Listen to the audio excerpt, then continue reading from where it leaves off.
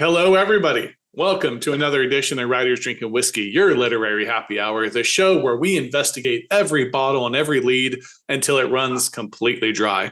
I'm your host, who's never dry, William R. Hincy, and joining me today, I'm honored to have Austin Camacho. Austin, welcome to the Whiskey Bar. Hello, everyone, and thanks for bringing me here. Yeah, welcome. It's great to have you. So I'll give you the Cliff Notes version of your bio, and you can add anything in you'd like to. To fill us in that I may not have caught. So I know you're the author of the Hannibal Jones Mystery Series and the Stark and O'Brien Adventure Series, right? As well as a bunch of short stories and numerous anthologies. You in college majored in psychology, and you're also enlisted. I think you're enlisted as a weapons repairman, but soon went into being trained as a broadcast journalist. You done deep. Yes. It's the bio. I always say I'm pulling back the curtain. All I do is go read an online bio. I mean, it's most of the information you could ever want is there.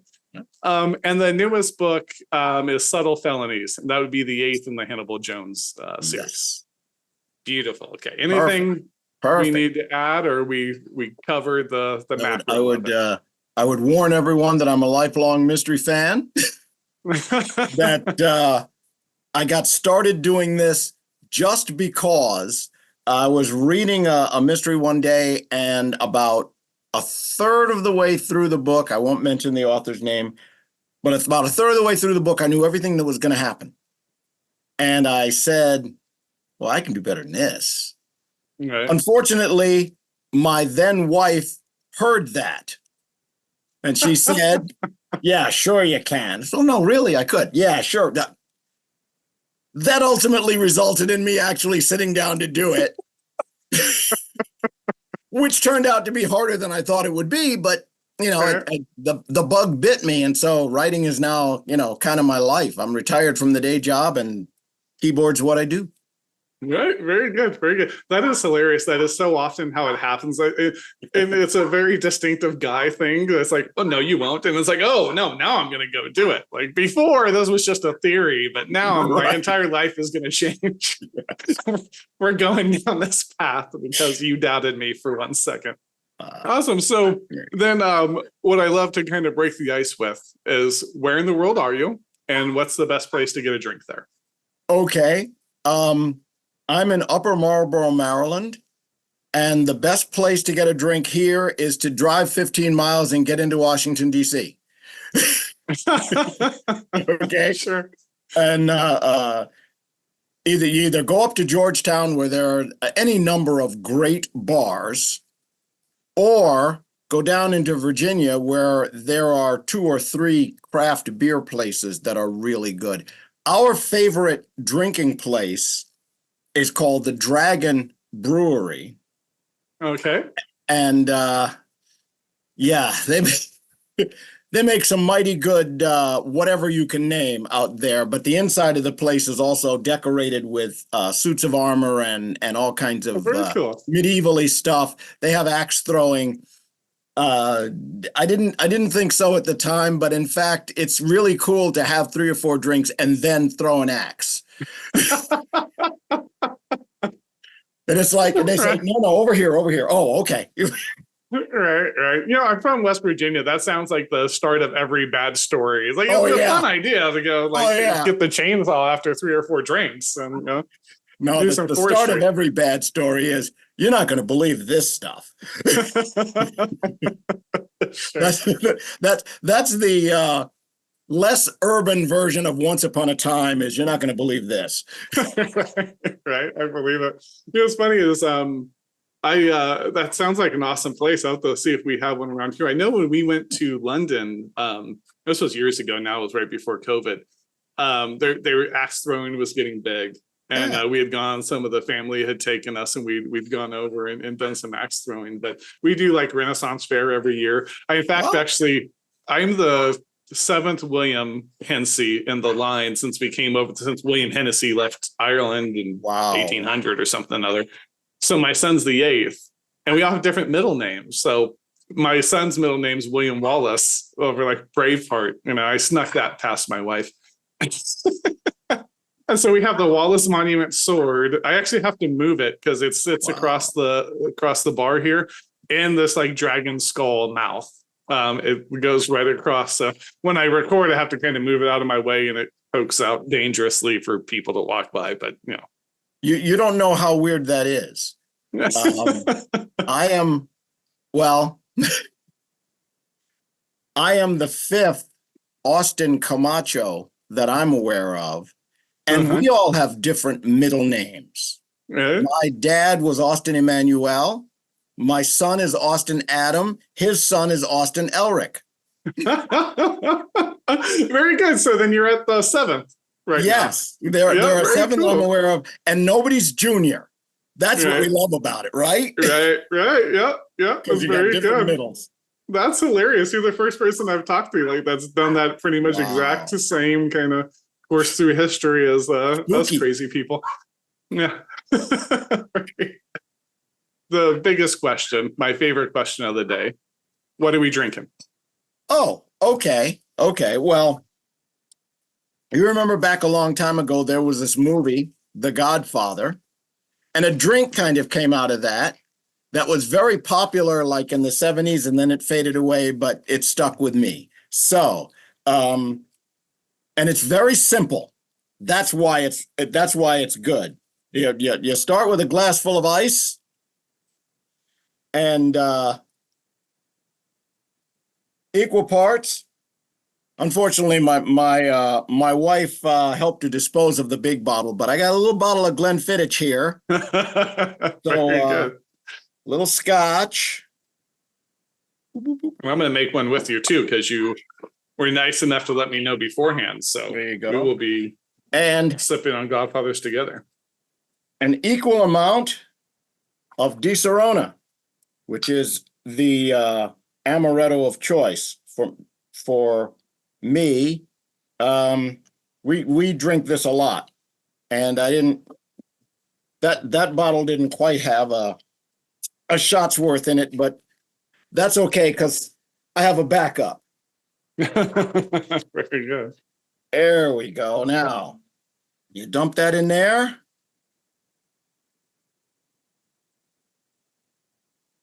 Get a stick, stir it around a little bit, and you're done.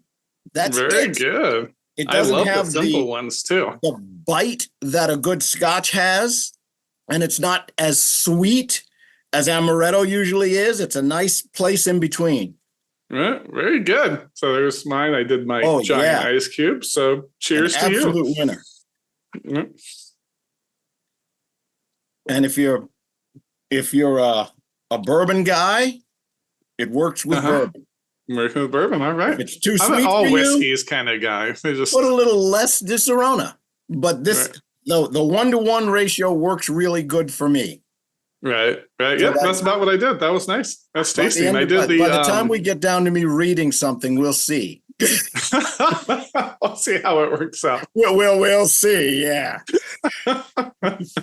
Those are always the best readings. I actually tell people sometimes that the real magic of the show happens when the liquor hits. And you can see the moment as we're going through, like, oh, that's when the liquor hit. And it's magic every time. It's internet gold, So, but I get the so at the Lagavulin, people get mad at me when I make cocktails with this. Okay.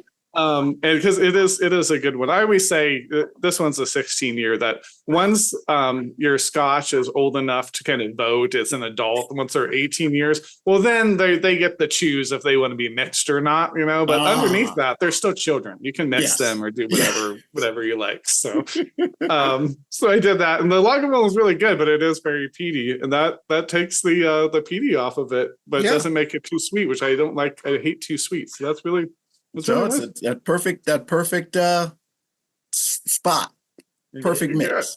Very good, awesome, excited for that. Right. So I wonder then. So I gave the outline of the works you've done, but I wonder if you could maybe take us down kind of the author journey for you, like just as a person and as a writer, kind of going through life. Okay. Well, I guess I gave you the lead. How I got there. Sure. Right. So this is oh my gosh. This is 24 years ago. And I sit down and I write this thing. It's a more thriller-ish than mystery-ish, but it's the story that I had. I liked it. All my friends liked it, and I wanted to see. That was my wife waving right there. So I print out copies, and in the before times, in the olden days, when you wanted to get published, what you did was you printed hard copies, you stuffed them in an envelope, you put enough postage to get it back on another envelope, and you mail these things out, and then they come flying back to you. And sometimes the guy says, well, this is a really good read. It just didn't do exactly what we need right now, and good luck, and blah, blah, blah, blah, blah. And at the other end of the spectrum, sometimes you get your letter back and with the word no written on it. So that's the worst rejection I ever got. So after a while, I just wanted to know, would anybody want to read my stuff? So at that time, there was this brand new thing called print on demand. I got with a print on demand company, got some copies printed up, found somebody who could do a halfway decent cover. I know my first book has had 5 different covers, just so. But, and then I found out at the time that bookstores didn't like self-published books. So we made up a publishing company, and I went around and sat in Borders, because at that time Borders was very friendly to local authors. And I, for a couple of years, I was in a Borders every weekend, and I would sign 15, 20 books every Saturday. And then I started going to conferences, bumped into somebody who ran a small press. By then I had 3 books. They liked them. They published me. I was a published author for real. And then they went out of business. And I went back to the self-publishing thing. And then other people started coming to me saying, I don't understand how you do this. How did you do that? You're selling books. And after showing 2 or 3 people how to do this, my lovely wife, who has more business sense than I do, said, we should be getting paid for this. So we started an LLC and actually became a publishing company. So I'm writing, I'm publishing, I'm writing, I'm publishing. COVID kind of made the publishing end of things very, very challenging, but I've never stopped writing, as you can guess by the number of volumes. And it's where my head is. It's where my heart is. I write the mysteries. The more you write detective fiction, the darker the stories start to get. So when I get too depressed writing Hannibal, I switch over to Stark and O'Brien, which really plays more like Indiana Jones kind of stuff. But I'm in a good place with my writing right now, and I think each one a little better than the last, and Subtle Felonies is the best of them all. The Borders thing is amazing. Borders hurts my heart a little, because Yes. I used to love Borders, and Yes. they had Seattle's Best coffee in there, which was really good. And the fact that went away for good was painful, because I think Barnes and Noble now is trying a little bit, but with local authors and things, but it's still, it's still not around here. not Barnes and Noble has very little interest in local authors unless you're a big name, and of course. After I say this, they'll never let me in one again. But my point of view, you go in Barnes and Nobles and you see, okay, they're just using the books as a lure, because what they really want to sell is greeting cards and toys and coffee and munchies and everything except books. And the people who work there don't know anything about books. So that's Yeah, well, sure. Well, and the other part is that when you go in to like the Barnes and Noble being the big box one right now, but it's almost all just bestsellers and things. You know what I mean? There's very, like the book discovery is very difficult right now. You can find your local independent bookstores, which they're few and far between, unfortunately. and discover new books that way. Amazon's next to impossible to try to discover something new because there's so much low content books and now AI generated books. It's just noise upon noise upon, and then algorithm on top of it that's going to spit out the ones that, that already have some, sales to them and things. Really hard to weed out. Yeah. When you're with one of the big publishers who can buy that end cap and have their books out front and all that stuff, Sure. it's real hard to compete against that. The wonderful thing about Borders back then and independent bookstores now, we only have 2 or 3 around here. But the wonderful thing is if you go in there and you say, geez, I like Walter Mosley, but I've read them all. The guy behind the counter should and can say, oh, if you really like that, you'll like this guy. Right. Austin Camacho's Hannibal Jones is right down that line, Uh-huh. Not in Barnes and Noble. They don't read. Yeah. We have a really brilliant little local one down the street. So I'm in La La Land. I'm about 20 miles from Los Angeles. Anyone out here just sprawls endlessly. So I'm in that endless sprawl until it hits the mountains. I'm right on the mountain. So I feel like I've missed a little bit of the sprawl. At least I'm like a step away from it. But in Pasadena, it's called Broman's, and it's been around forever. One of the original guys, his last name was Broman. That's hence the name. And they have a little section specific for indie writers, and then they have local author events and things. So that's a really neat place around here that still gives you that Borders, vibe. And it's 2 stories. It's almost all books. There's the other things. Everywhere has some greeting cards, and a coffee shop is like mandatory now, right? Everywhere you go, coffee shops, mandatory. Yeah. But that's okay. Coffee and books kind of goes together. That's good with me. I'm good with that. Yeah, absolutely. The games and the greeting cards and all that stuff just take up too much space in Barnes and Noble. It's okay for them to be there, but right. What's your raison d'etre? It's books, Right. Yeah. What are you gonna do? How do you get past that visibility crunch? Well, locally, I'm just real active. I go to, the farmer's market and whatever event is going on. I don't want to get ahead, but I'm one of the founders of the Creatures, Crimes, and Creativity Conference, which we do every year. We just did the 10th one. And that kind of gathers writers. And one of the local bookstores, Ivy Bookshop, we're kind of connected to them. And we'll get 10 or 12, well, let's see. March 30th, we'll have 14 writers at Ivy Bookshop. They have this nice patio out back and a nice yard, throw some tables up. And that's how you meet the community. Right, we're here, come talk to us. So I do a lot of that. I'm also doing a lot of social media. I'm not really sure it sells books, but can't hurt. Sure. Right. That's always the question, isn't it? I always wonder, I wonder that for not just books, but most commodities and things on social media, like how much is it really working? Like I have no idea. I know, since I've been doing the show the last year and a half, I've had a pretty good uptick.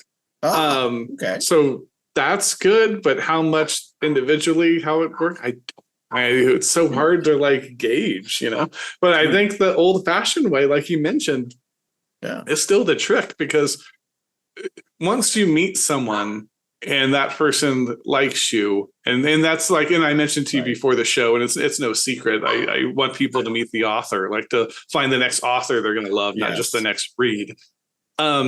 And that's kind of how the show's built around. Plus, it has to be fun for me, and I just like talking to people and having interesting conversations. So it's all a labor of fun. There's no I have to do this kind of thing. But getting out and being amongst people is really the old fashioned way is the key. And word of mouth is still the winner. So every chance I get to sit in on a book club or something like that, that's what makes the difference. So I do it. Aside from which, it's fun. It's fun. Sure.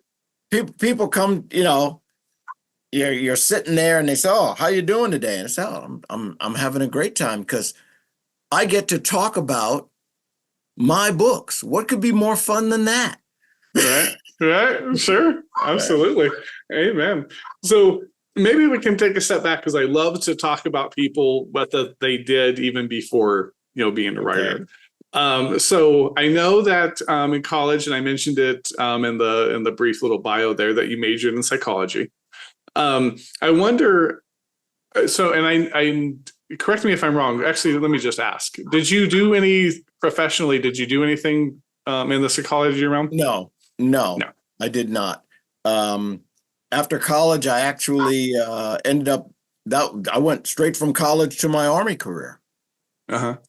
Because that's where I could make some money. Sure. It makes sense. That's what my dad did too. He didn't do the Army. My dad did Air Force, and so I was born in Morgantown, West Virginia, because he was going to West Virginia University, WVU.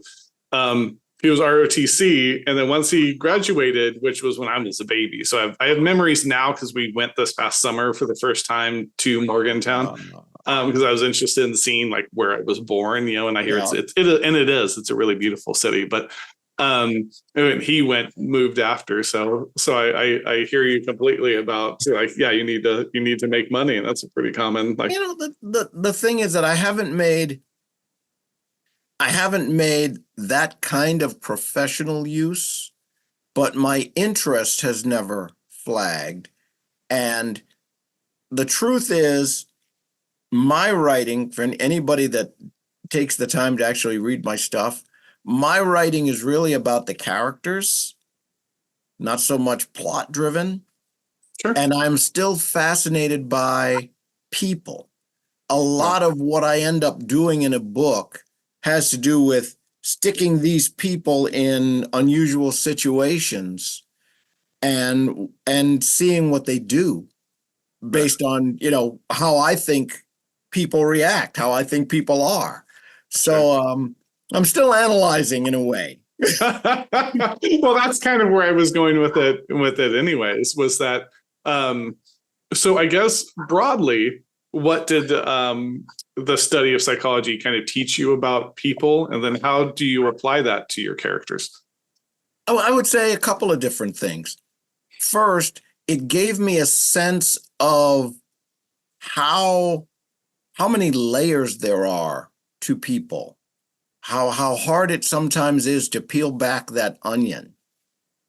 So when now I'm going to mix writing terms with real life, but when you meet somebody in real life, they are a stereotype. Sure. In your head, when you meet people, you put them in a box. Okay, he's a black guy. He's an architect. He's whatever. And then as you get to know them, you flesh that out. Well, that's kind of what I do in my writing as well. The other thing is, I was always fascinated by Maslow's levels of needs. And I look at that when I'm writing. What is absolutely necessary to a guy who's broke is not the same as what is absolutely necessary to a rich guy. Now, what has that to do with anything? All of my favorite writers were private eye writers. Raymond Chandler, Dashiell Hammett, that crowd. And they always wrote books where their detective was like jammed in that sandwich between the very well-to-do people and the people who are just scraping by. Right. And you got to see how different they were inside. And I love writing that stuff. Sure. I love writing, what drives this person? What motivates this individual? What is the motive for that guy would make no sense at all to this person over here. What I'm saying? Right. And it's just so much fun. Sure. Well, what it reminds me of too is when you were saying that is that there's it's an old literary technique to where you have someone foreign to a situation enter it. And that kind of be your point of view, because then you're, as a reader, you're foreign to the situation, and they kind of become your surrogate, and you get to kind of learn things, and it makes sense for them not to know. The way you break someone's suspension of disbelief is to have characters that should know something saying it to each other. And you're like, well, they should know that. Why are they having this weird conversation? I'm not like, I don't go to my wife and be like, our son is 13 today. It's like, she knows he's 13. This is a weird conversation. I call that the CSI effect. Mm-hmm. Oh, look, this trail of blood indicates that the guy walked this way and fell down right here. The other person that he's talking to should say, you don't think I know that? I've been doing this as long as you. Right. Exactly.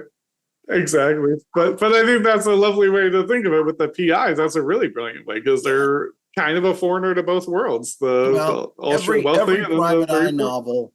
Every private eye novel ultimately is a Western.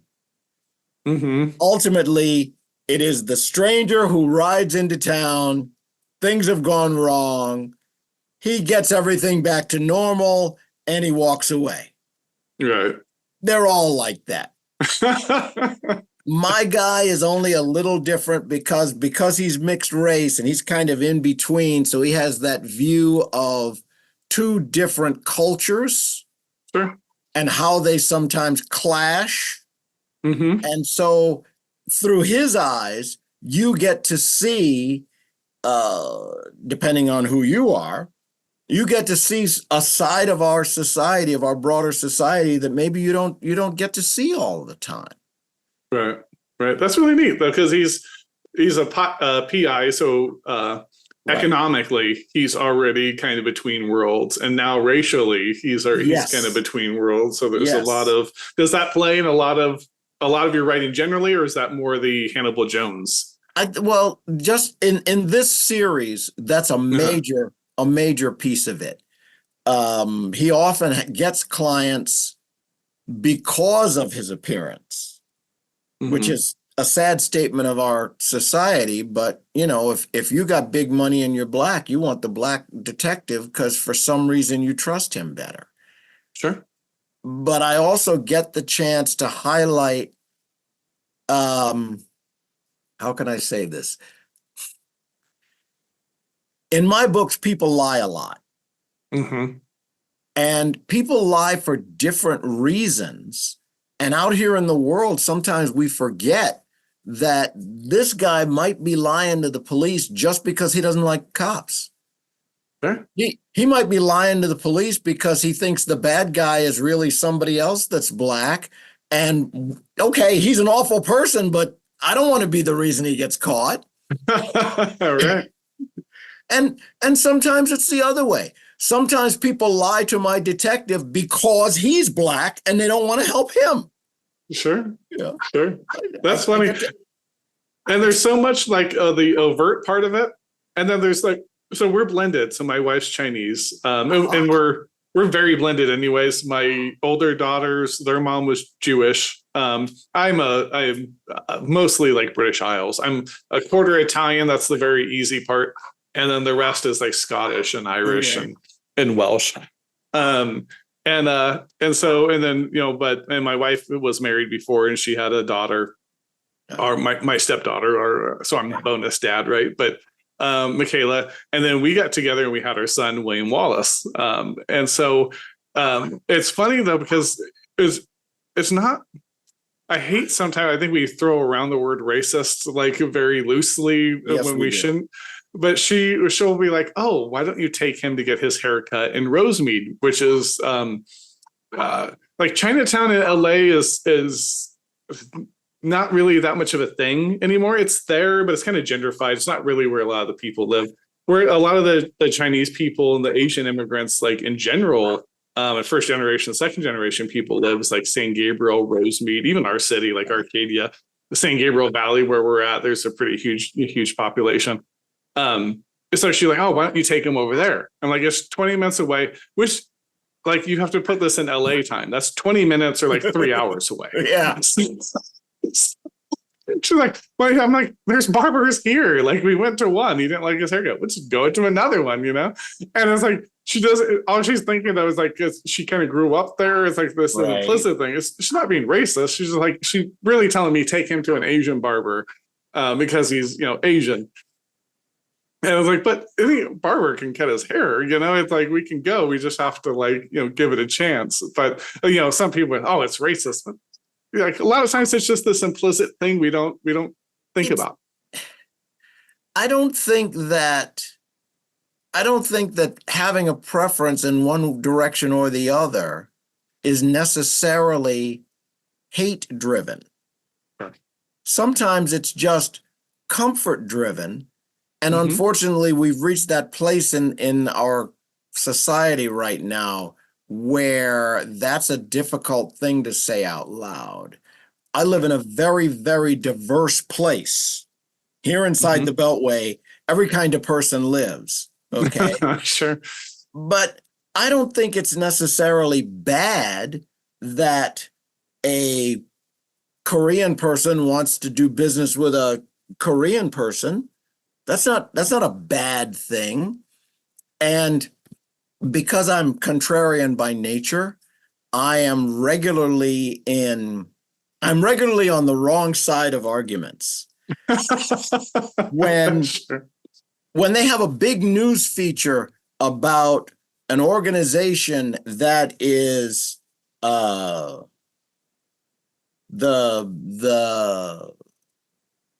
Young Black Women's Club, my gut reaction is, really? Everybody likes that. How would you react if they were advertising the Young White Women's Club? Right. Sure. The reaction would be very different. Amen. You gotta step one way or the other. Either you like the diversity and like it all the way, or you want to go back to the melting pot thing that I grew up with and like that all the way. But you can't be in favor of organizations that are just for one group, except this group shouldn't have any. Right. Right. So I'm always on the wrong side of that argument.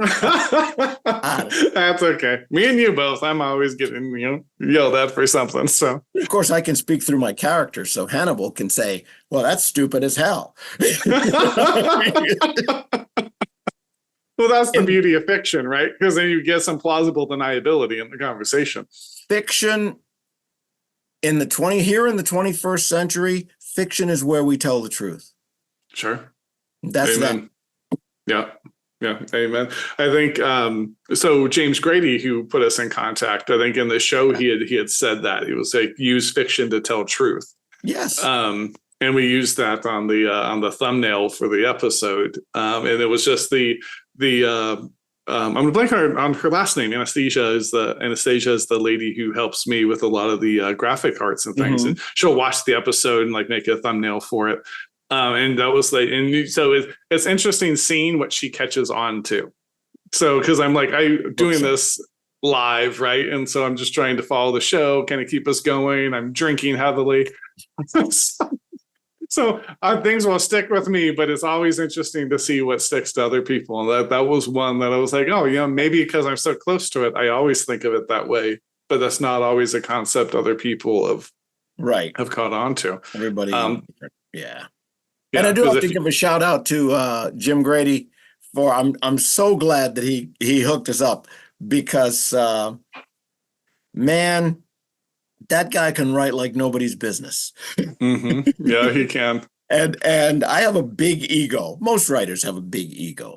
So there's a very small number of people that I look at and say, that guy can write me into the ground. Mm-hmm. Jim is one of them guys. He's one of the best living writers we've got, and I'm just so happy and proud to even know the man. Mm-hmm. Yeah. Sure. National treasure. Yes, I'll link his episode here. I'll put it here, and then I'm gonna butcher it somehow because YouTube befuddles me sometimes, but it'll be linked, of course, on here. But yeah, he's great, super great guy. But yes, getting to the series aspect of it. You had mentioned like what you liked about psychology is getting a person and then kind of uncovering. Is that partially why? Because I noticed there was the two kind of, there's people that write like the trilogy, and then there's like the series that's, are they more kind of episodic? Well, yeah, I suppose. When writers are different. Some guys can just write a story, close it off, and go home. But when I spend a couple months with my imaginary friends, they don't want to just go to sleep after that. Mm-hmm. So at the end of every Hannibal Jones novel, there is this guy standing there saying, okay, so what do I do next? What do we do now? Where are we going from here? Right. And the same with Stark and O'Brien, who are very, very different characters. Morgan Stark is a mercenary soldier, and Felicity O'Brien is a jewel and art thief, and they've both left their worlds of crime and formed a personal protection company. Okay. And they too are standing in the wings saying, okay, so we see what's going on in the world. How do we fit into this? What are we doing now? And they don't go away. Sure.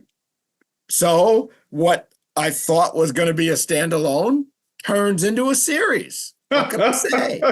And when I see people who have read several of my books, they never say, wow, that one really fooled me. I didn't know what was going on. What they say is, are Hannibal and Cindy ever going to get married? What's going on there? How long are you going to drag that out? Is he going to keep living in the worst part of Washington, D.C., or is he going to move? They ask about the personal lives. Right. Right. Sure. So I wonder if it's just kind of that general natural proclivity you have of like wanting to examine, people, right? And like now you're examining those characters, kind of. Yeah. And that's funny. It did remind me, my wife likes the show Bones, which was based on a series of novels, and maybe they're still going. We were watching it. She likes to rewatch it, and she'll watch this to bed. And so she's watching it, and I was like, oh, it kind of reminded me of the X-Files. And the X-Files, right? Mulder and Scully never got together, right? And so Bones and Booth do end up getting together. I think by this series end, I think they have a kid. I always fall asleep. She turns the TV on, and it's white noise to me, and I pass out. But so I wonder, like, was it inspired at all by like X-Files or anything like that, or was that just something that naturally was this part of their relationship? I don't think so. Hannibal Jones is largely inspired by maybe Spencer, Travis McGee, and Lou Archer.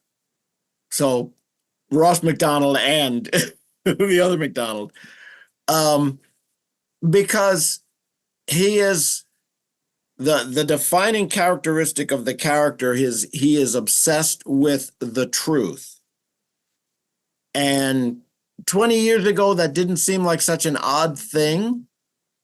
Today, that is an important mark, because Hannibal believes, as I believe, that there is an objective truth. There isn't your truth and my truth. There's what actually happened, doggone it. Right. And my books are structured around his pursuit of that truth. There are a couple of cases where the people who hired him say, okay, we're satisfied. You're here, here's your money, and we're done. And he says, no, we're not done, because I don't know what happened. Right, sure. And what happened is the whole point of this endeavor. And as I watch, wow. I try so hard to stay out of politics, but sometimes politics won't stay out of me. Right. As I watch what's happening now, I think half the country has decided that the truth doesn't really matter. Okay. All that matters is what we say it is. Mm-hmm. And I got a real difficult time with that. Sure. I have a No, I believe it. You know, if Hannibal Jones lived out here where we are, he would say, how has everyone forgotten that this guy was convicted 3 times of major fraud cases before he even thought about going into politics? Mm-hmm. How can you forget that? Right. Sure. You know? So, sure. But in my fictional universe, I'm able to make sure that he actually finds the truth. The wonderful thing about crime fiction is that the bad guys can always get their comeuppance. Right. You know, we can end that book and say, we're satisfied because the bad guys got caught and they won't get away with it anymore, you know? Sure. Right. Well, that's the magic of one of the magics of fiction, right? Is the getting to the wish fulfillment part of it, you know. And it's weird to say wish fulfillment about crime fiction because it means there had to be a crime. Yes. But that's reality. There's going to be crime, and you want people to be brought to justice, you know, for it, and for justice to be restored. And you get that wish fulfillment with that. So I can see it. I mean, it is the term I've heard multiple times now is post-truth, and it's kind of terrifying, right? Yes. What do you mean post-truth? Like there is something objective. I get we all have feelings and, you know, and different things, but there is a objective truth that should be the baseline for some conversation between people. And now we're post that, we're beyond it. It's okay to me for you to say, this happened and I'm okay with it. You don't have to be okay with it, but I'm okay with it. All right, I can live with that. Sure. It's not okay to say, this didn't happen. Right. I live here 20 miles from Washington, D.C. When I hear somebody say, well, it wasn't a violent insurrection, it was just some people protesting. No! That is simply not true. Right, sure. Watch the video. Right. That's, to an extent, that's where we live. We live in a place where the truth is flexible. And my characters live in a place where the truth is a solid thing. So I guess in a way, my books are my wish fulfillment. Things happen the way I want them. That's why, you know, when you're the writer, you're God. You can make things happen the way they happen. Right. Yeah, it's funny you say that. I don't think I brought it up on the show, but I was thinking about that the other day. I forget what conversation, but I was like, writing is almost a form of lucid dreaming. Right, because that lucid dream where you get to and people practice it. I've had a few just the happenstance where I happen to have lucid dreams, but it's like, oh, you get to control it, and writing is very much a lucid dream. So it is. So very I can much see that. So. You're right. And I like that. And I don't know what it says about me because half the time it's like I could give myself happy endings or something, and it doesn't. I'm like, no, we're going down this dark path, and. Sometimes it's less about what happens to the bad guys and more about how the hero deals with it. Sure. We're out here in sometimes a very dark world, and we live in a world that tries hard to shake your beliefs and shake your decisions. And in my fictional universe, I can posit one character who says, no, I don't care. I'm not moving from this position. This position is, that's wrong. This is right. We're going this way. In my other series, Stark and O'Brien, when I've got one character who's been a thief most of her adult life, actually before she was an adult, And they have conversations very often about what is right and what is wrong. I've got a guy who was a mercenary soldier, and they talk a lot about, okay, what is justified? What is the right thing here? Sure. And because they have those conversations, I get to explore it. Right. And ultimately, there is always an agreement about, we can tell the good guys from the bad guys, and here's how. The good guys spend most of their time trying to help somebody else. The bad guys spend all of their energy trying to help themselves. Very simple, very easy. Mm-hmm. Right, sure. Because in fiction, things can be simple. Right. Well, that's true, right? It could be, and depending on the stakes, it can get easier. It gets harder, right, in the everyday life and the life we're living to go, like how much is self-serving, how much is not, right? When you're doing it. So, my short story anthology, Without Expiration, there's a lot of characters, and one of them makes the comment, and they ended up using it on the jacket. But are we good people that sometimes do bad things, or bad people that predominantly do good, or bad people that sometimes do good things?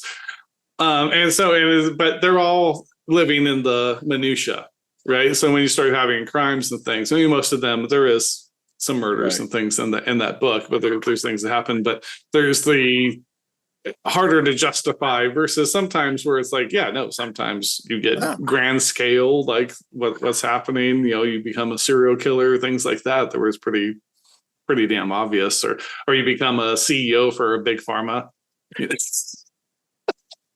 Right. And who are you helping, and what are your justifications for what you do? Right. Exactly. Wow.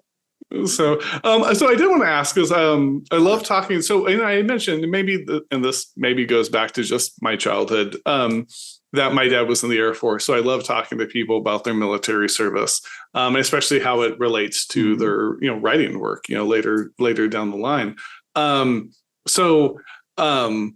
I guess to the relation point, is there any, so do you write? I know you mentioned one was ex-military. Well, he was like a mercenary, right? Mercenary, yes. I'm sorry, blanking on the term.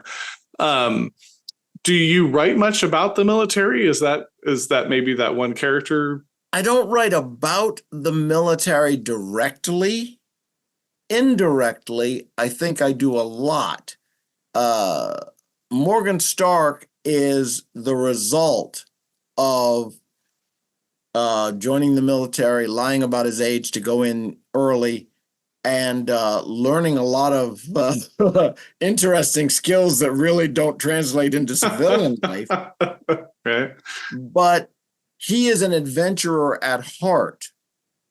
Mercenaries do stuff partially for money and partially because they think somebody ought to do that stuff. And I've written like short stories set in the past, in my past. For other people, it's history. But what was going on in the Belgian Congo? Well, we battled the Bantu. We fought them to their knees to help out the Congolese. I love that phrase. But you picked a side and you defended those guys, and that's not a bad thing. I think if I were a younger man today, maybe I'd be in the Ukraine, not because I think I can win, but because it kind of looks like the fight you ought to fight. You know what I mean? Right. And there's a lot of that in my stories. Also, Hannibal Jones's father was military, died in Vietnam, and he had married a German woman, and Hannibal was raised mostly in Germany at a time when Germany was very dependent on the US. And so he has absorbed a lot of that. So in a way, I talk a lot about the military without actually writing about the military, but I do think it is a valuable thing for our young people to be stuck in a situation where you have to learn to work as a team, where you have to learn, A, to take orders, and B, to give orders, where you have to learn to care about this one small group of people because you're all in this together kind of thing. I think that's very valuable, and I don't see that much in corporate America. Sadly, I don't see that much in our government, but there are scant few people in Congress or the Senate who have ever been in uniform, and I think that's a loss. I think that's kind of too bad. Sure. No, I can believe it. I think there is the being in service to something, and not always getting a say in it, right? Like sometimes like hierarchies, I think sometimes get a bad name, but sometimes it's necessary. You need someone that looks over the big picture and goes, okay, this is what we need to do. And then, people to fall into command. That's how you build a space shuttle. That's how you get to the moon. That's how you get high-speed trains. That's how you get the amazing cancer drugs we have. Like it's a lot of hierarchies, a lot of hyper realities that go into it. But and on the other side of that same coin, there needs to be some kind of training of those guys who are on top so that they have an awareness that this isn't just about how much money we can make. Sure. This is partially, at least, about taking care of all those people who are obeying me when I tell them to do something. Sure. Well, there's I've had a brilliant career in corporate America, winding down now, but I did remarkably very much talking like this. Like people go, oh, you can't be honest with your boss. I made a career out of actually being honest to my bosses because I could do it in a way that was personable, that I wasn't challenging their integrity as a person. I was telling them what I thought. This is the truth as I saw it. And so I was generally well liked by all my bosses. I think to this day, because I still have part-time foot in there. But there's a training that they do. I just don't know that it always takes, and that I don't know that it goes everywhere, but called servant leadership. And it's to where, you're the leader, but you're still a servant to everyone that you're leading. Yes. And I think that concept is just lost so much of the time that and that would apply even to your customers. That, so you, as a business, sure, you need to make money, but how much? Like, what's a fairer profit versus when are you just sticking it to someone with a diabetes medication that's been out since the beginning of time? When I talk to my close friends and my kids, they all know that my root philosophy is something that I call enlightened self-interest. And if you boil it all the way down to the root, that means is the most selfish thing you can do is help somebody else. That pays you off. It isn't always obvious right away, but as you say about businesses, those businesses that really take care of their customers, they thrive. Right. Because they've figured out that for us to be really successful, all we have to do is be good to the people who are counting on us. Yeah. So I enlightened self-interest is my thing, my root philosophy. Very good. The most selfish thing you can do is help somebody else. Right. Amen. Well, I have heard there was, and maybe you may have studied this in psychology, but I know they were studies. Or this is actually probably more of a philosopher thing, but there was, can anyone ever truly be altruistic? Because you always get something back, even if it's just the good feeling from it. And I mean, I don't know that it matters, like the chicken and the egg. Like, what does it matter? Like, which actually came first? Like, we have chickens, we have eggs. Like, everything's good. You help someone, you feel good. That's all. That's actually brilliant. That's an amazing human trait to have. I wonder then, just maybe more generally, I always like to ask, so what is like the strangest thing that ever happened while you're in the military? The strangest thing? Wow. Okay, well, when I was stationed in Belgium, you got to understand, I became a broadcast journalist, which is like the job in the military. I became a broadcast journalist. Yeah. And during the Gulf War, they sent me and a buddy to Israel. Okay. And our job was to produce news stories about the Patriot missile cruise. So maybe the strangest thing was standing on the ground, pointing a video camera up, shooting video of Scud missiles coming at us. And, you know, the Patriot missiles would go up and shoot those missiles down. They were very good. Sure. But after the fact, I realized, dude, there was a missile coming right at your face. Right. But I'm too busy shooting the video. You know, when you're looking in the camera, it's kind of surreal. You lose sight of the fact that it's reality. Right. And you know, afterwards, sitting in our tent, we're talking to each other, so, you know, we could have got blown up and nobody would have ever seen this video, and they never would have never would have known what we were doing. Right. Sure. But it was an interesting experience, to say the very least. Right. And maybe the strangest thing that happened to me while I was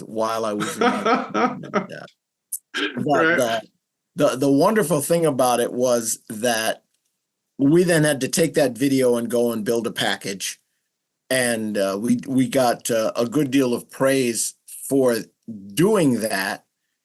And at the time, I remember saying, you know, this wasn't difficult at all. The story was right there. All I had to do was point the camera. They say, yeah, but you did point the camera. Right. Oh yeah, I guess I did. Yeah. Yeah, very good. That's interesting that you see that a lot now. Like, so what you did, I mean, is very, very noble of you to go out there and you know, thank you for your service.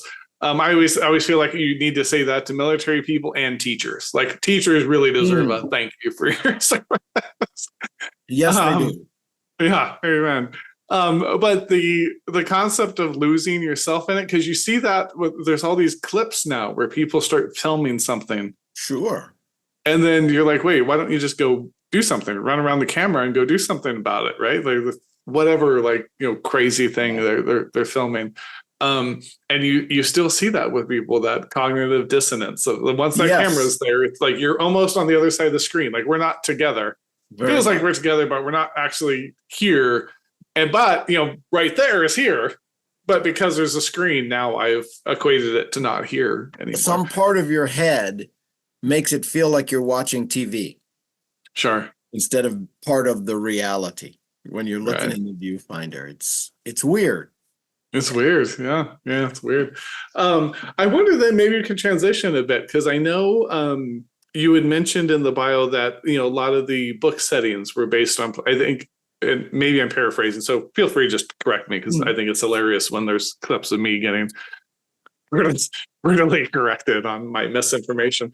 But I think it was a lot of the book settings were based on places you had visited, like different exotic like locations and things. So maybe you could tell us about, so maybe a two-parter. One is, what makes a location a good setting for a story? Right? So it could be a great setting for us to experience, but maybe not a great setting for a story, depending on what the story is. And then two, maybe you could just tell us about, you know, what was maybe your favorite, you know, location. Well, what makes a setting great for a story to me is it is in some way exotic. And what that means is it's not familiar to the people that I think are reading my stuff. They don't know all about this place. And I could kind of bring it to life and kind of create a little travel log, so to speak, for the folks who were kind enough to pick up my book. It's challenging in a way, because sometimes if you're too familiar with a play, I mean, okay, when I'm writing Stark and O'Brien and I can sit them in Ireland or Belgium or one of these places that I've been while I was in the military, I know that the great majority of people who are reading my stuff, they're unfamiliar with this place, and I can give them the sights and sounds and smells and tastes and, whatever. With Hannibal, it's here. A lot of the people I know are familiar with these places, or at least aware of these places. But Washington, D.C. is such a fun place. First of all, Washington, D.C. is pretty small, and the area around it, Maryland up here and Virginia over here, kind of melts in together. Sure. Hannibal works in this fictional place that I think of as Beltway. Everything inside the Beltway. I don't care what state it is. Right. The other thing is, as small as DC is, it has a number of discrete neighborhoods. And you could visit the district any number of times and maybe never get to Tenleytown, never get to Georgetown.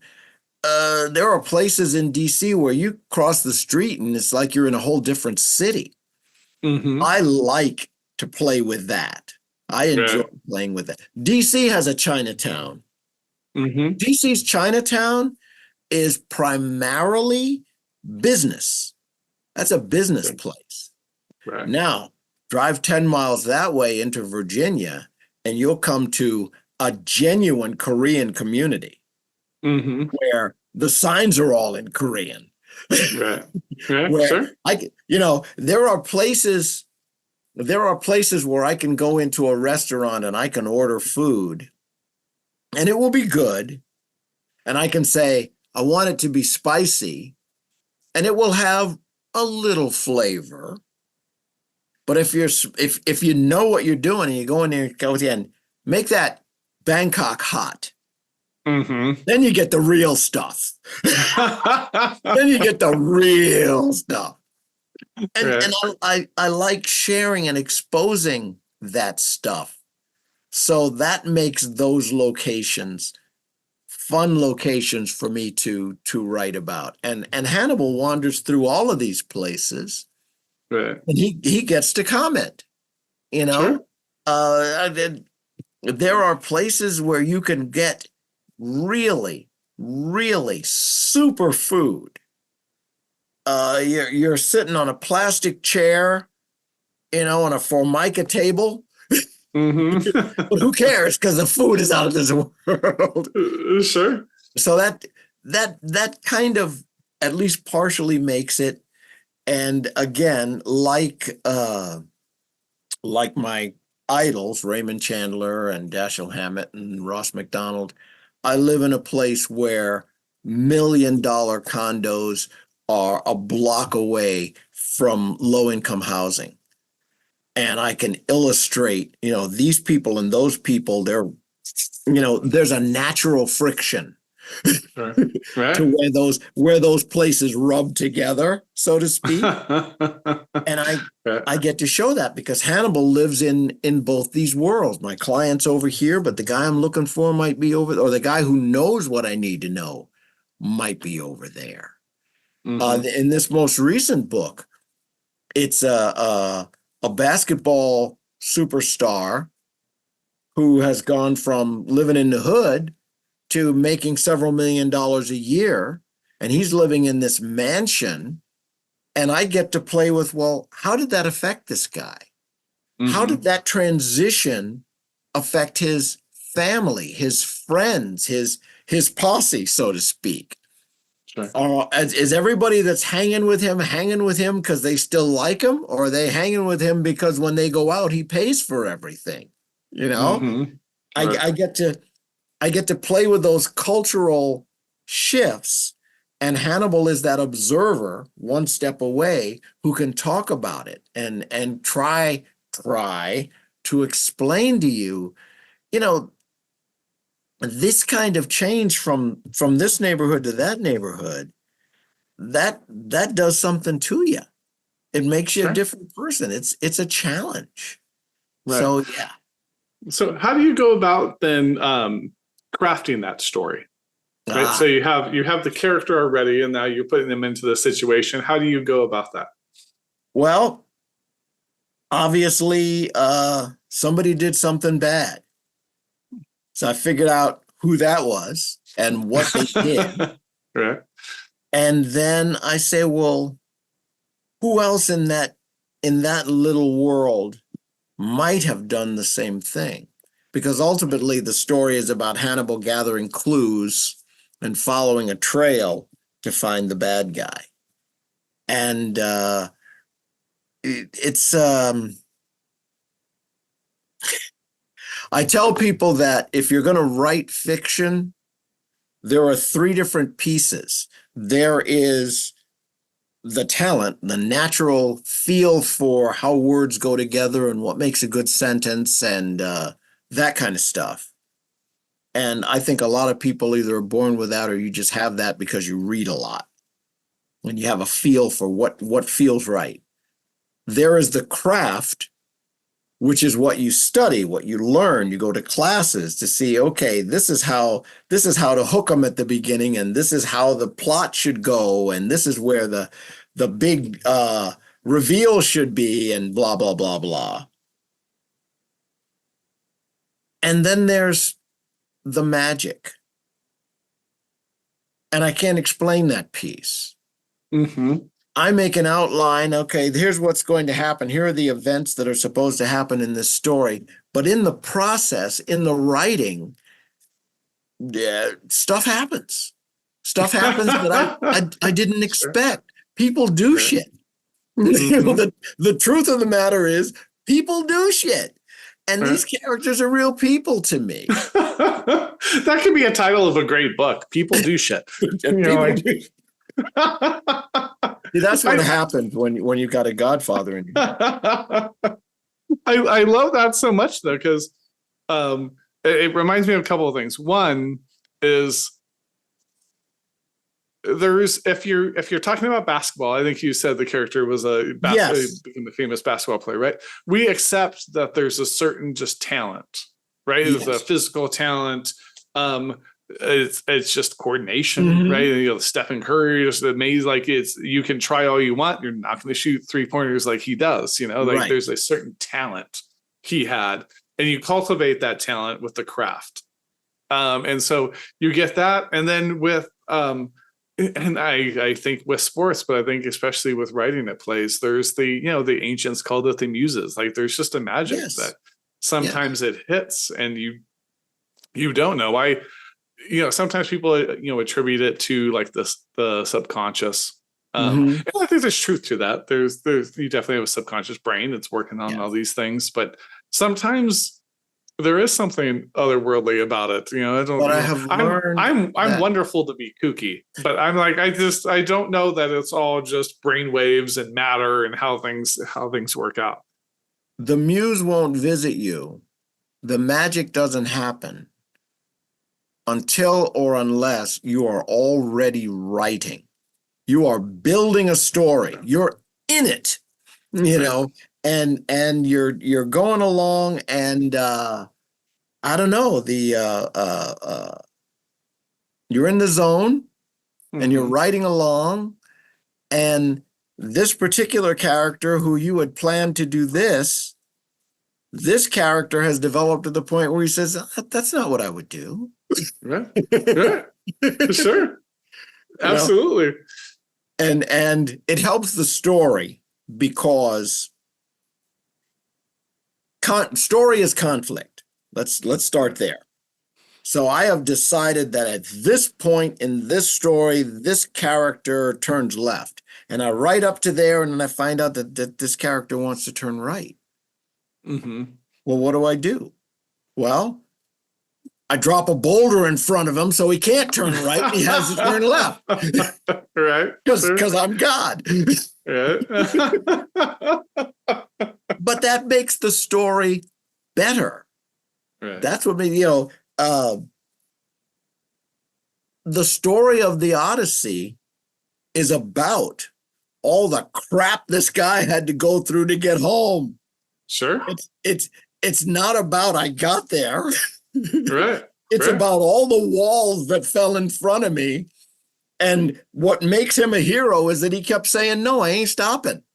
I'm going. Right. And that's what my hero has to do. And, you know, I write private eye stuff. So it's kind of built in, it's kind of baked into that kind of story that at some point my guy's going to get knocked over the head. At some point he's going to get lied to. Right. At some point he's going to get accused of something he didn't do. That's the way those stories work. And sure. I just, it's just so much fun. Right. Forcing him to get through the more crap I pile on him, the better the story is. Right. Well, and sometimes there's when you follow the character along, it leads you to more creative things than you were anticipating, right? Like the misnomer about creativity that people say, they act like there's no sandbox. But real creativity happens within the sandbox. As you know, oh, the floor is lava. Oh, this is that. Oh, no, now you can't do that. And you get all these hypotheticals. And you see kids do it all the time. And we accept the kids are the most creative, right? Because they haven't been kind of put into the box yet. But they put themselves into boxes. There's something very human. We put ourselves into boxes, you know, all the time. And then you force your way out. You force your way to be creative from there. And when you do that, like, okay, you do this, but then now this happens. And the clever writer, the more talented writers will then find a way that still works for the character, you know, to get them where you want them to go or follow the story where it's going. I always have to remind beginning writers, the people who are starting out, because there is a temptation to work in this little spot and then work in that little spot. And I always tell them, you know what? Write straight through. Because this isn't your story. You're piling sand into the sandbox. That's all you're doing on that first draft. You'll go back and build the sandcastle. Right.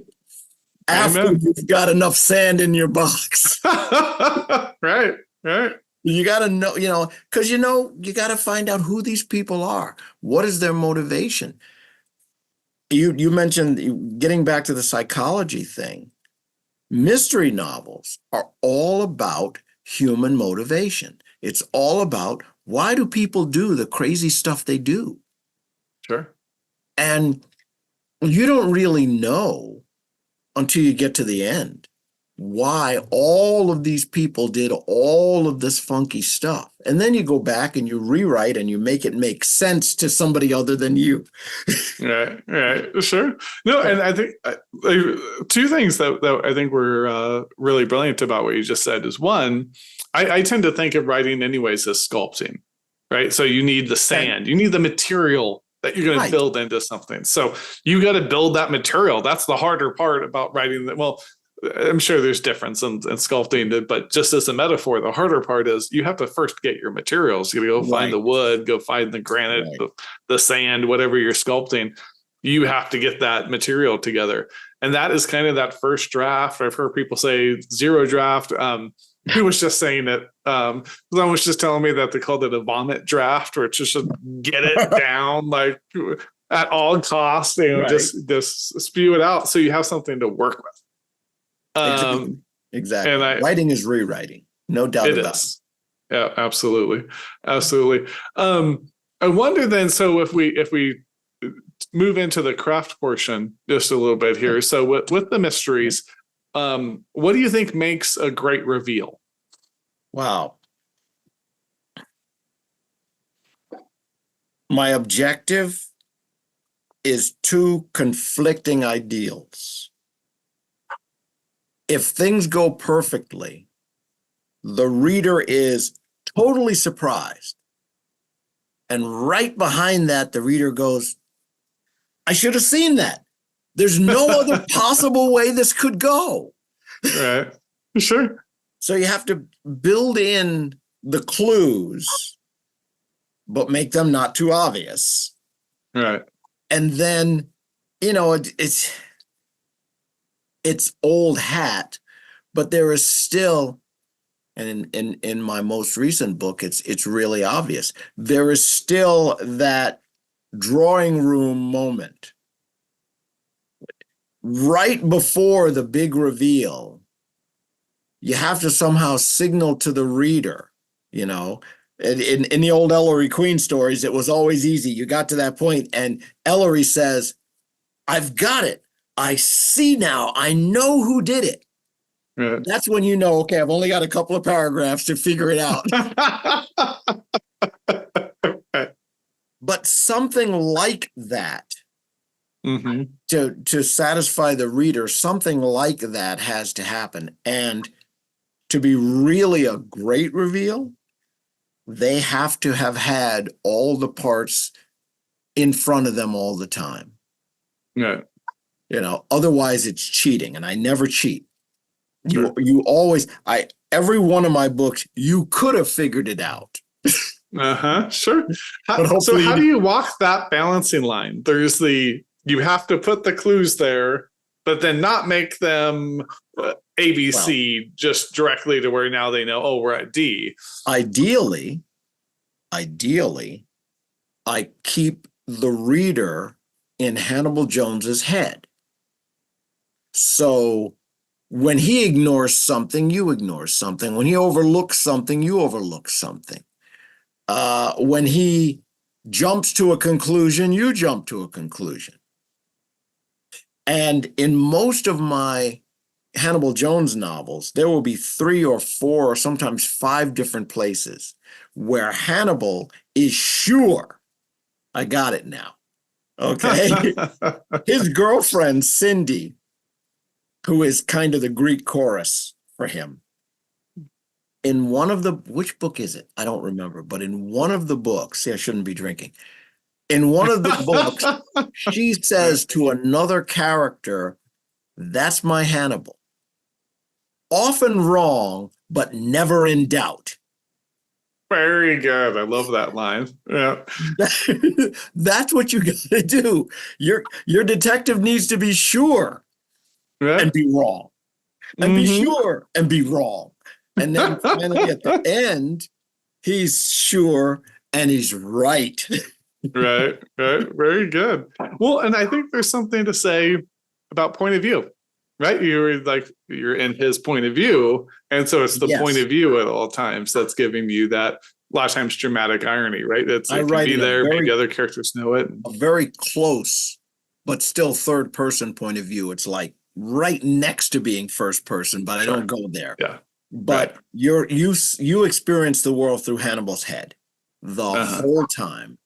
And hopefully that drags you along, and you see his flaws and his strengths, but through his eyes. And I think that is, at least for me, that's an important piece of how you make the story work. In a thriller, on the other hand, you can be a little broader. You can have other people's points of view. But for a mystery to work, you got to stay in that one head. You don't want him to know. You don't want the reader to know stuff that your detective doesn't know. You show them everything and let them carelessly overlook important stuff. Very good. So I wonder then keeping to the craft of it, but I do want to touch on, because you have the adventure series. Yes. And everything you write is going to have its certain challenges. And those challenges are actually your opportunity to do something great, really, with it, right? Yes. And so with the adventure series, I always wonder when we start talking adventure, and I love I'm a kid from the 80s, so Indiana Jones is in the wheelhouse. Right when you said that, I'm like, right. I love Indiana Jones. And I wonder then, when you hit the adventure, how do you balance the adventure, the action pieces, right? The set pieces, as they say in film, with developing character the same way you do in Hannibal Jones. I use that phrase too. Set pieces. Set pieces, sure. There's a definite skill to setting things up to build the set piece. If years ago, when somebody asked me, how do you define your stories? What genre do you call them? And I would say, what I write with Stark and O'Brien is its own subgenre called "How do we get out of this?" Sure. Right. It's a matter of I put them in what appears to be an impossible situation, but then I have to figure out how do they survive that experience? How do they overcome the bad guy? And copying the books that I like to read the most, as soon as they overcome that obstacle, that is when the greatest danger comes on them. Mm-hmm. Now, oh, you thought you were in it before, but now you're really in it. Right. And, you give your characters a set of skills and you let the reader know early on, here's what this character can and can't do. You get them in that nasty situation, and then you give the reader a little bit of time to maybe figure out how they're going to get out of this. Mm-hmm. And it has to be hard, and they have to do it themselves. I'm not a Deus Ex Machina guy.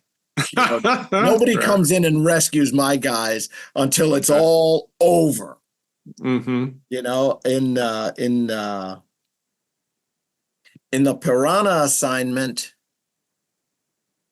there's a secondary bad guy who is just stronger and faster and a better fighter than my guy, Morgan Stark. And usually at the climax of the story, whatever happens has to be something that the two of them work together. One of them can be beaten, two of them cannot be. It's kind of the theory. And I tell you, it's a lot of fun creating the trap. When I was a little guy, I read Batman a lot. Batman was my comic book of choice. And that's what always happened. Some bad guy would put him in a trap that you can't get out of, and he'd get out of it. All right. Well, that's pretty much what I build. And my guys win mostly from courage, more from their courage than anything else. That's kind of the theme. The theme of the thrillers, of the Stark and O'Brien stuff, is the bravest guy wins. When they tie you up and hang you from a helicopter and they're flying around and they're slamming you into the tops of trees, and they didn't notice that you had explosives hidden on you. Well, the answer is somebody has to climb that rope to get to the helicopter to plant the explosives. Mm-hmm.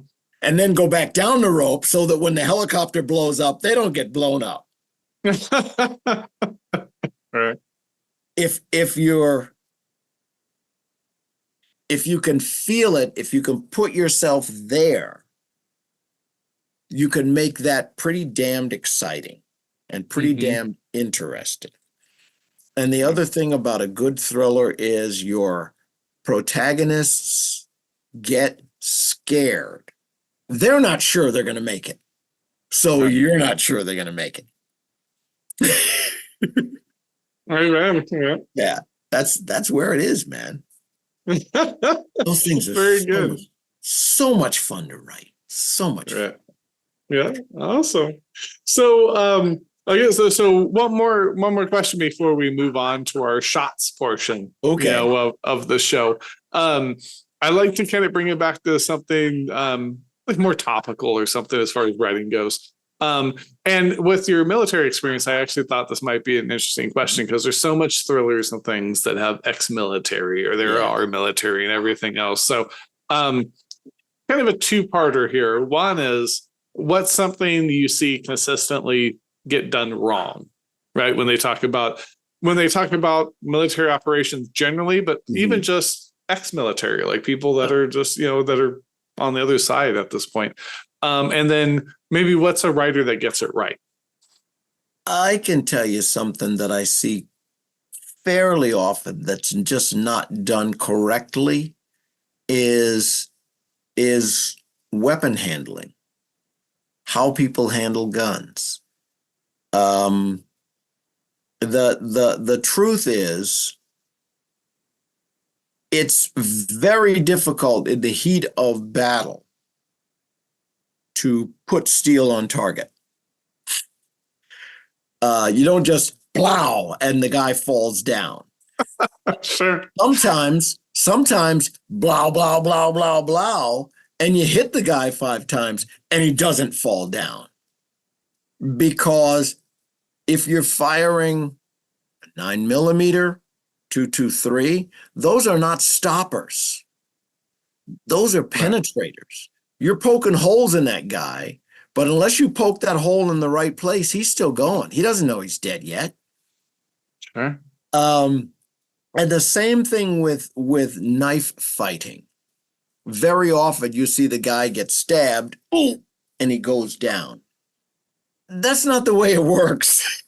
It takes a long time before your body realizes that, that knife has finished me off. I'm still beating you in the face. Right. So the way weapons are handled very often is just not done in a realistic manner. I've done extensive research on this stuff because I wanted to know what happens when. When I was a kid, when I was growing up, I watched a lot of cowboy TV shows. They're firing .45 caliber wad cutters. These are very flat-fronted bullets moving slowly but with a lot of power. They shoot the guy in the shoulder, and the next time you see the guy, he's in a, he's got a sling, but he'll be okay in a few days. No. If you shot that guy in the shoulder, his arm is done for the rest of his life. This joint is gone. Right. Sure. It's just not done well, and it reduces the pleasure for me, because in my head, you're doing things that are very, very, very dangerous, very harmful. I like it better when that guy is really scared because you shot him in the knee and he will never walk again. Or you shot him in the foot and broke enough of those small bones that he will never walk again.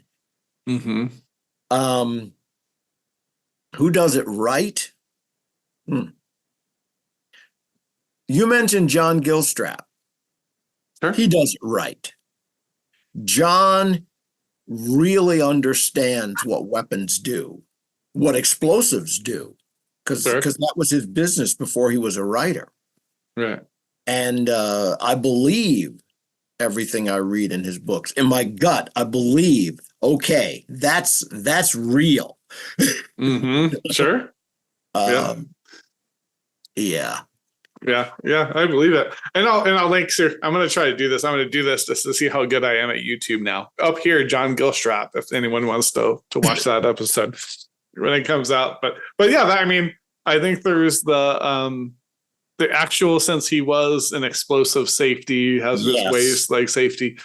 Yes. There's a real knowledge of it. And it's funny because you see it even with, I grew up with Star Wars.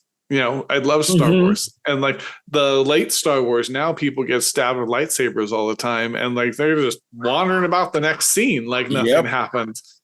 And it's like, well, now for one, it doesn't seem realistic, because even stabbed with a sword would be pretty bad, let alone like a plasma sword. But it reduces the stakes.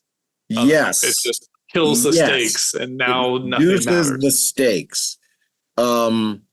When I've watched, well, not really watched, when I've been in the room when the more recent Star Trek movies were on, or Star Wars movies were on, I realized that it has become a cliche that the stormtroopers can't hit anything when they, Okay. I mean, they can't hit anything when they, Right.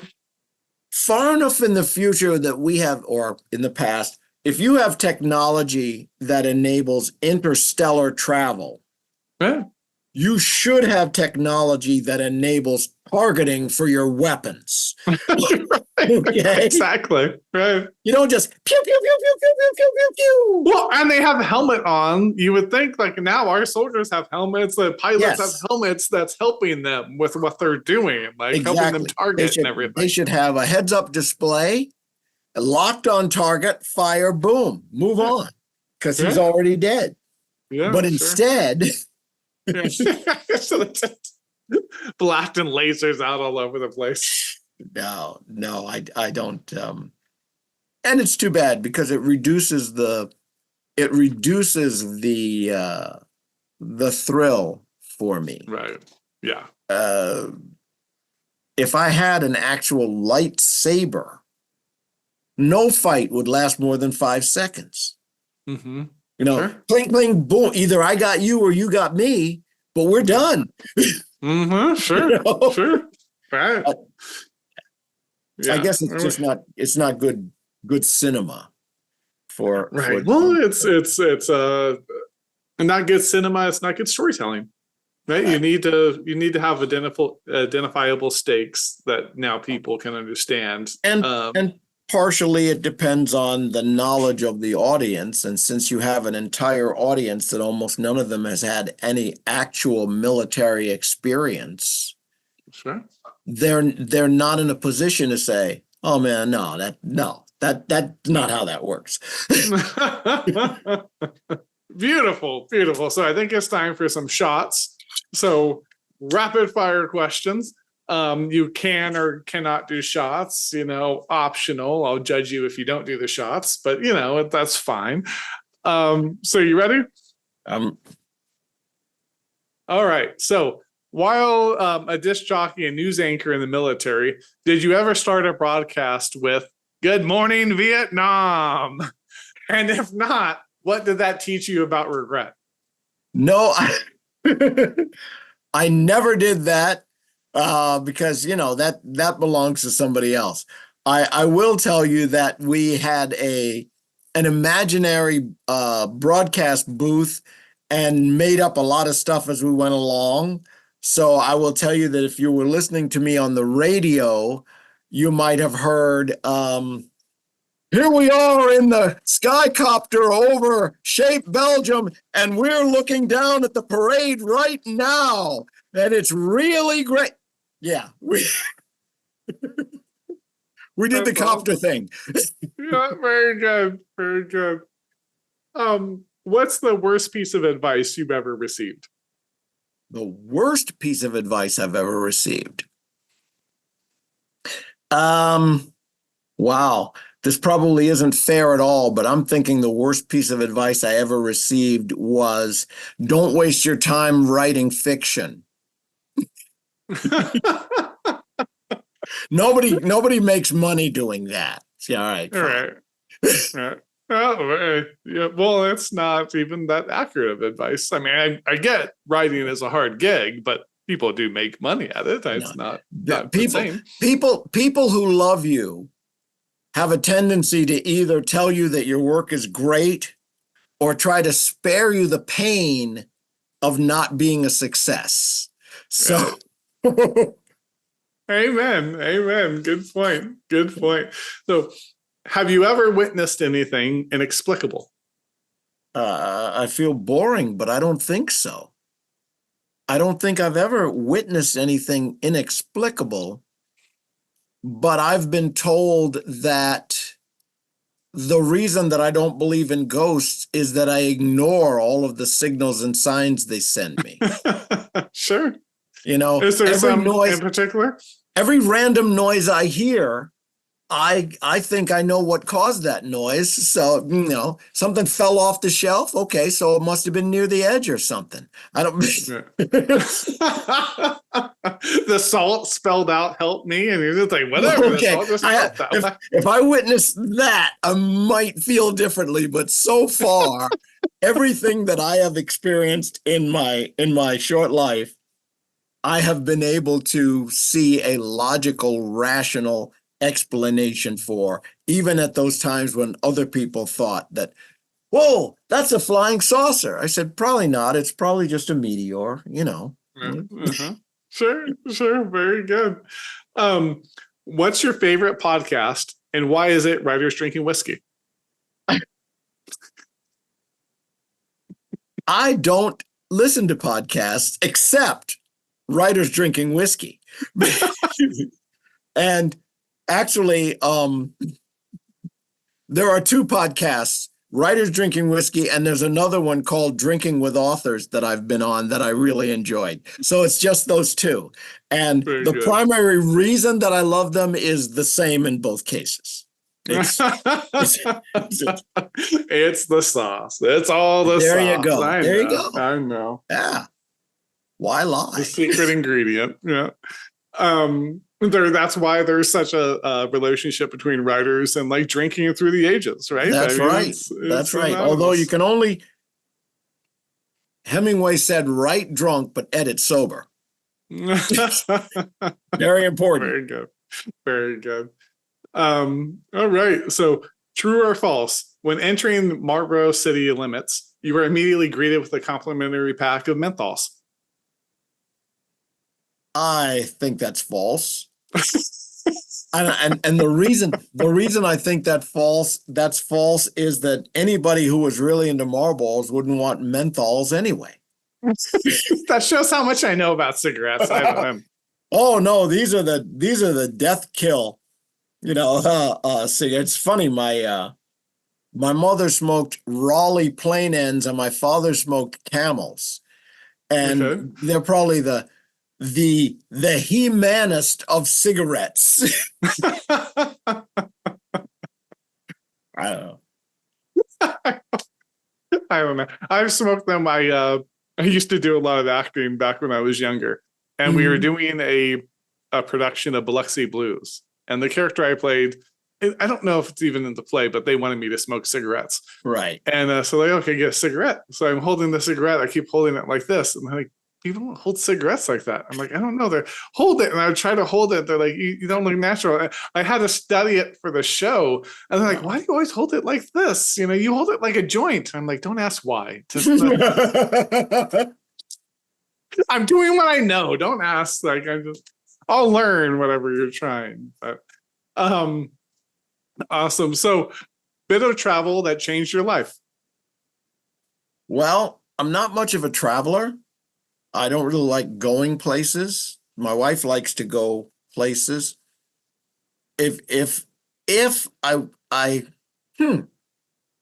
Okay. I went to New York City 13 or so years ago to go to Thriller Fest. And at Thriller Fest, I met Jeffrey Deaver. And at the time, we were talking about starting some kind of a writers' conference, and I wasn't sure how to go about that. And Mr. Deaver said to me, you should do that. And I said, well, I don't know what I'm doing. And he said, if you do that, I will be your first keynote speaker. And we said, okay. So that did change my life, because we've done that conference now 10 years in a row. And Jeff was our first keynote, and he was our keynote last year for number 10. Very good. I guess that's awesome. That changed my life. That did. That's a great story. What I love about it too is that there was when I was growing up, there used to be a phrase, fake it until you make it. Right. And I think it's well intentioned, but I think I don't think of it like faking. It's like when I started this show, I didn't have any experience interviewing people. But you have to have the confidence and just go head in on what you're doing and learn it along the way. Just have confidence in yourself that you can learn as you go. I will substitute a saying for that one for you. What I like to tell people is sometimes you got to jump off that cliff and build your wings on the way down. Mm-hmm. Amen. That's Amen. Yeah. Yeah. And you have to have the confidence to jump off the That's cliff, right? right? Go And do you'll it. figure it out. Right? Yeah. But not in reality. Young people watching, don't jump off the cliff because we know the TikToks might give you the wrong idea. Worst case scenario for something like this, okay, Right. is, but did you die? Right. No? Okay, then. We're good. The old parenting thing, right? Yeah. Like, you're not bleeding, you're not dying. That's Whatever. right. Get out of here, good. kid. Yeah. Go do your thing. Awesome. So lastly, we have a viewer question. So really excited about this one. Cool. So, hi guys. I recently made a new pen pal in Folsom, California. Awesome. Good for you. Pen pals are awesome. Like, not a lot of people nowadays. So good for you. We really hit it off. Due to his living conditions, I'll be meeting him for the first time on his first time on his birthday.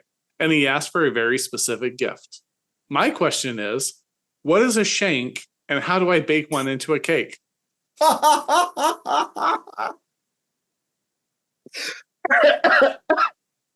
Yeah, I hear that train a coming. It's rolling around the bend.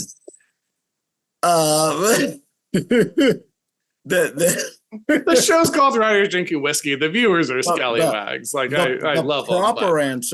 The proper answer is, don't give him what he asked for. Give him what he needs. Just bake a toothbrush into that cake. It looks harmless, but using the floor, he can sharpen it up pretty good. Right. Or give him a nice writing set, because in my books, people die by pencil on a pretty frequent basis. I'm working on a new series with a character called Sky, who is an African-American female professional assassin. And in the second book, she relates to somebody how, I killed him. I killed him in the elevator with a number 2 Ticonderoga.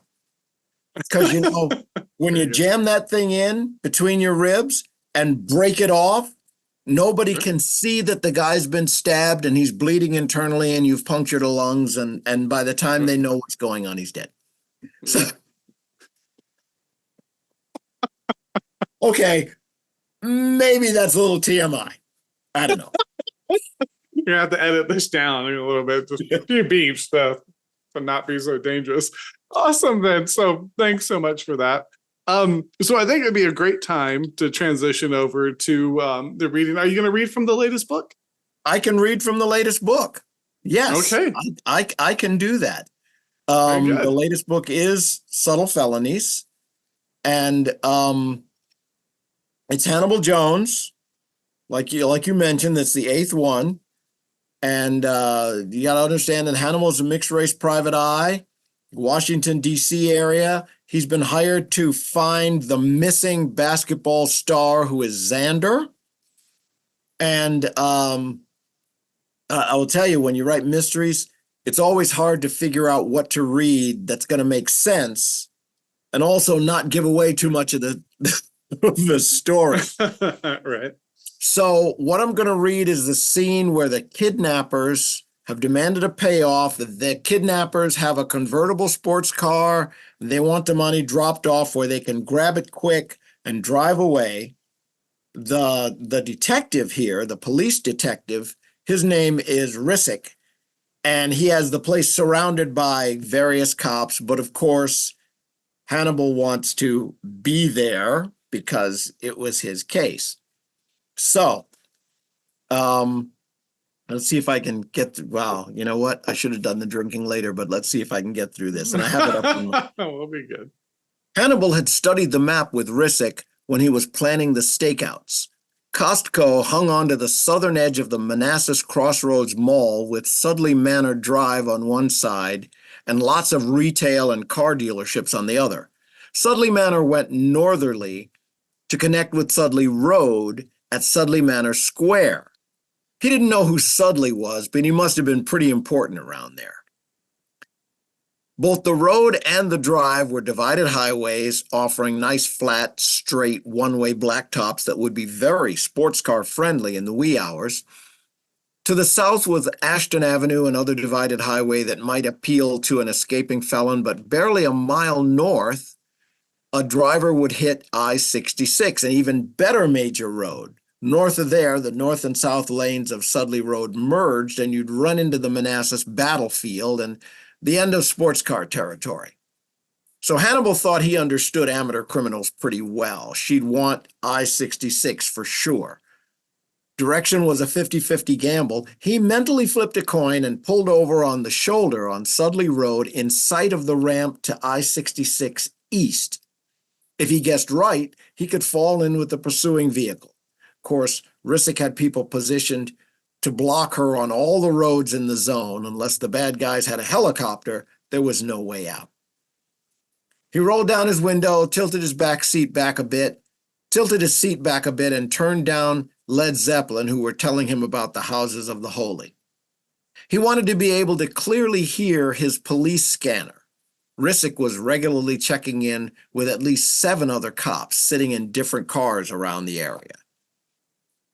In his time as a New York policeman, detective, and finally the protective side of the Secret Service, Hannibal found that even the word stakeout made him yawn. Few things bored him more, but this time at least he could expect a rewarding finish. The kidnappers were not punctual. An hour rolled past without incident. Leaning out his window, Hannibal couldn't overlook the difference between night at home in the district and there in Manassas, Virginia. In Manassas, the stars were bright and clearly visible. The air was fresh and clean, with a flowery scent instead of the industrial urban smell he was used to. While listening to the occasional chatter on his police scanner, Hannibal enjoyed some new, old music. He decided to try to broaden his taste from the classic rock he listened to as a child on AFN radio in Germany. He had mixed in some blues, Muddy Waters, Albert King, Buddy Guy, and was getting a feel for where all that rock and roll actually came from. 2 o'clock came and went while he sipped the last of the excellent coffee he had brewed. Then he sat forward when an unfamiliar voice said, "She's here." Rissick said, "Stay sharp. She's doing a high-speed circle in the parking lot. Call out when you know her trajectory." An unknown officer said, "Damn, she snatched a bag up into the car. She hardly slowed down. Looks like she's headed west. Yep, she's up on Sudley Manor, heading north. Damn, that thing is flying." Rissick said, "Smith, Johnson, you got her?" Someone responded, "She cut left at the Taco Bell on Sudley Road. Repeat, north on Sudley Road." Hannibal smiled and started his engine. She was headed toward him. Sweet. "Miller, Williams, she's headed toward one of you. Johnson, you let me know if she cuts left or right on 66. Then we can draw the net closed." Hannibal felt the adrenaline dump. "Go left," he screamed in his mind. "Don't make me have to spin around. By the time I get to the roadblock, it'll all be over." He had not expected to hear the roar of the 640 horsepower engine push toward him. He slipped his car into drive and wrapped both hands tightly on the steering wheel. "No," the scanner said. "What?" from Rissick. She didn't turn. She's headed straight up Sudley." Rissick said, "Miller, Williams, fall in behind Johnson. Do not lose her." In less time than it took Hannibal to wonder how Rissick kept them all straight, the red Porsche flew past him. He crushed the pedal to the floor. The G-forces slammed him back against the back of his seat. His tires squealed as the Volvo leaped onto the road and its speedometer climbed. He was now the lead dog in the pack, chasing the Porsche, the others well behind him. In a minute, the north and south roads would merge. She would have to slow down. The Porsche shot under a signal light and vanished from sight. Hannibal hit his brakes, squealing to a near stop just past the intersection, in front of a small, narrow road to his left. He could just see brake lights down there. He cranked the wheel hard left and followed. Now he was driving the wrong way down a narrow one-way road, cutting through the woods and into the battlefield. "What the hell?" the scanner said. "It's gone, boss. The car's just gone." Hannibal shook his head. There was no way the pursuing police cars could have seen the Porsche make that turn, and they'd likely missed the little road completely. Of course, the sports car couldn't move nearly as fast now, but she didn't have to. He had to reevaluate the criminals. If not for him, this would have worked. Too bad he didn't have a police radio to alert his frustrated friend. But on this single-lane blacktop with trees pushing in on both sides, driving as fast as he dared, he could not work the buttons to call Rissick on the phone. The next surprise came when the trees cleared on his right and the Porsche turned into the clearing. Hannibal followed, both vehicles moving much more slowly over the grassy turf. Surely she saw his lights and knew he was following. What was her next play? Double back to the road? If she played around too long out here, some rock or stump would end up tearing the bottom out of the Porsche's low carriage. They were slow enough now to try keying the phone on. He had her. A sharp brightness split the night, stabbing into his eyes. No, it wasn't everywhere. The light was in his rearview mirror. Another vehicle coming up behind him, moving much faster than he was. It was higher than his car, and now the throaty roar of its engine reached him. An instant of confusion froze him. Just an instant. The other vehicle, a truck maybe, pulled up next to him on his left and swerved toward him. Reflexes yanked him to the right like a batter getting a brushback pitch. His car rocked a stand of trees with a resounding crunch sound, and what felt like an angry giant's hand mashed him back against his seat. I'll leave you there. Very good. Thank you for that. That is awesome. Thank you so much for reading that. And thank you so much for coming on. It's been fun. A great pleasure to have you. Yeah. And so I like to say it's last call. You don't have to go, but you're going to have to restart the video. The question I'd like to leave everyone with is just what is one piece of just small piece of like life advice, life hack, whatever you want to call it, that people, watching could, do tomorrow, just make their life just a little bit better. Something that will make your life just a little bit. Well, I'll give you two. One thing that will definitely make everybody's life a little bit better is if they read one of my novels, preferably as soon as possible. But aside from that, my more global advice is to remind people, as I do very regularly, you are in charge of how you feel. Choose to feel happy. Sure. Happiness is a choice. Right. There it is. Amen. I think that all the time. Like you can choose to live with joy, or you can choose to not. I mean, you gotta, there is a choices we're making all the time. So, amen. Thank you for that. So thank you again. If you'll stay on, so I have a final round for the audience. I'd like to leave it off to everyone watching. So final round for today, since we're talking mysteries. In the comment box, below here, if you're watching the video, please let us know what the biggest mystery in your hometown is. I'll comment to mine. I have maybe many. I'll try to find something Morgantown related or Palmdale where I grew up. But let us know the biggest mystery. I'll put it down there. I'll share if any of them come up, and we'll make a community out of it. So. Thank you again so much, Austin, for coming on. It's been an honor meeting you and a blast getting to know you. This was really, really fun. You're a very good host. Of course, DiSarona helps. Thanks for tuning in. The show is a labor of fun, and it's truly a reward in its own right. But if you would like to support me or the other amazing authors I have on there, consider picking up a book. Any of the writers we have on here would be a great addition to your bookshelf. Each one is a master storyteller and just a great person to boot, so you'd be doing them and yourself a great favor in picking those up. And while I would never call myself a master, because that would be, as we said in the 90s, conceited, I do have on a pretty good authority from critics and my mom alike that I'm not bad. So if you wouldn't mind picking up one of my books, that would be great as well. I would appreciate it. Thanks again for watching. And thanks to my great panel of guests for coming on and spending this time with us. Cheers.